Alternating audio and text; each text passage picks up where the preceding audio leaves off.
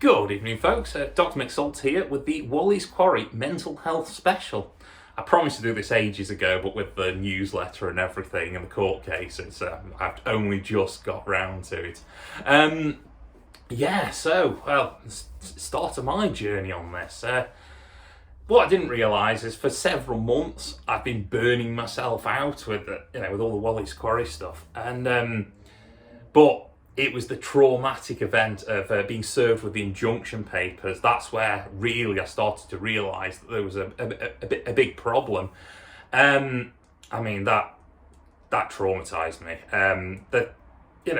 I felt I'd let down my family because my wife, my daughter, because if they had come after us for costs and damages, they'd have taken the roof over the head of my family, and that put me in a really dark place. When Lee explained the what could potentially happen, I was there thinking, I'm worth $250,000 dead. That would protect my family.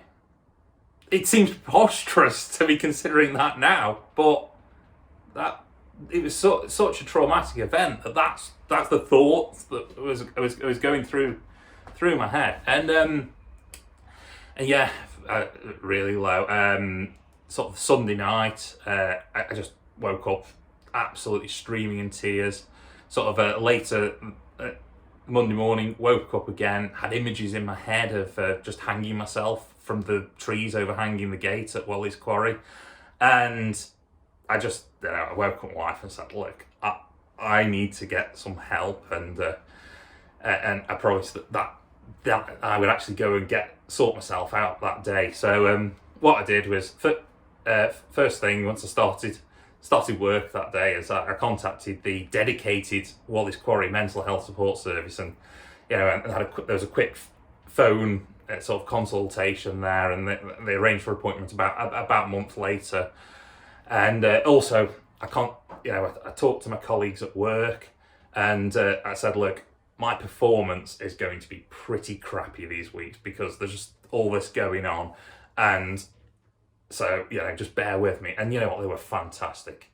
I had a mental health first aid session that day, just after lunchtime. All my colleagues rallied round and like, oh, there's my personal mobile number. If you need anything, just give me a call. It was absolutely fantastic. They just, I was at the lowest of low, and they just kind of dusted me off. I'm like, right, you're good to go. We'll look after you. And it really made the difference. And so and also thanks to Lee Bernadette Wolford, she kind of just pushed me out front to do the fundraising for the legal fight, which that occupied my mind, and so that it took my mind off it. Also, I think as well, because later on in the process, I sort of took the lead on all the legal stuff. I felt like I was sort of back in control, and that made me feel a lot better about it all. I was actually enjoying the legal stuff towards the end, but there we go. But so sort of about a month later, I had a session with someone whose surname was Newton, which, being a physicist, that really amused me.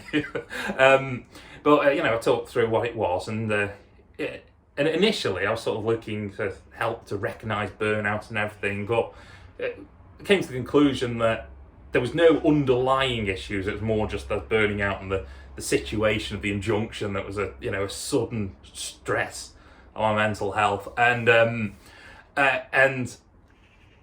then she decided that the steps I'd taken to sort of reduce my workload on Stop Stink and reduce my workload at work were actually the right ones to take anyway, so there was no real concerns there. But since I was 14 years old, I suffered trichotillomania. That's where you sort of just pull eyebrows, eyelashes, things like that. So I thought, well, since I'm here, I may as well get that fixed. So I've actually taken the opportunity to book a cognitive behavioural therapy session in August to see if I can get that fixed. And that's cheers, Nigel Bowen, top bloke.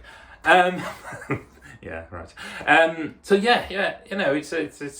It was a rocky journey, but I feel like I've come out the other end far more positive and everything. But this is the message I'm giving to you is, this can happen to absolutely anyone, and there's no shame in seeking help. I'll put the link to the support available specifically for Wally's Quarry. But it's like how I sort of made an analogy in my head to this was a couple of years ago. I used to suffer really bad with sciatica in my back. Sometimes I barely get up from a chair, and what that was because I was sitting too much. I was stressing the discs in my back, and what I did eventually is I bought myself a standing desk.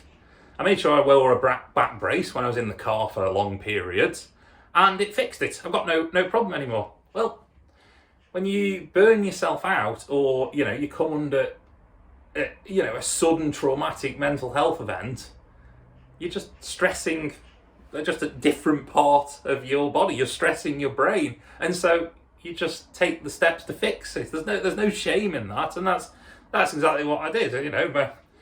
Rolling back on Stop the Sting because they're coming to me standing desk for me back, and sort of just reduce my workload at work. That's like just the back brace when I was in the car. It's exactly the same thing, So you're just fixing a problem, and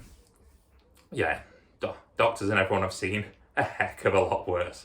So look after yourself, folks, and if you do need any support services, there will be a link down below. Please use this. There's no shame. It's all it's all funded and everything. The Midlands Partnership have put dedicated resource on this specifically for Wally's Quarry. So use it. Right. Thank you very much, folks. Good evening.